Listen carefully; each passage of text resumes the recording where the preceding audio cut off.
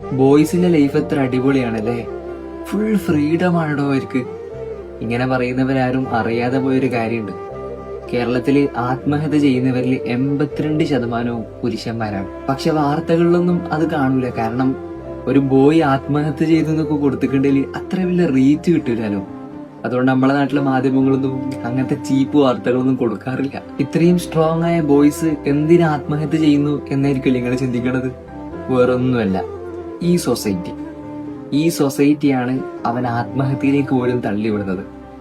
ഓനൊന്നും മനസ്സോർന്ന് കരഞ്ഞിക്കേണ്ടി പറയും, നീ ആണല്ലേ, നീ എന്താ പെണ്ണാണോ, നിനക്ക് ഉളുപ്പില്ലേ, ഇങ്ങനെയൊക്കെയുള്ള ചോദ്യങ്ങളെ.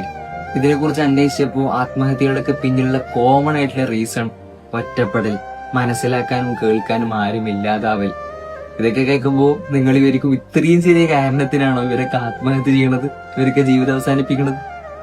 കേൾക്കുന്ന നമുക്ക് ചെറിയ കാരണമായിരിക്കാം, പക്ഷെ അനുഭവിക്കുന്നവർക്ക് അതൊരിക്കലും അങ്ങനെ ആയിരിക്കണം എന്നില്ല.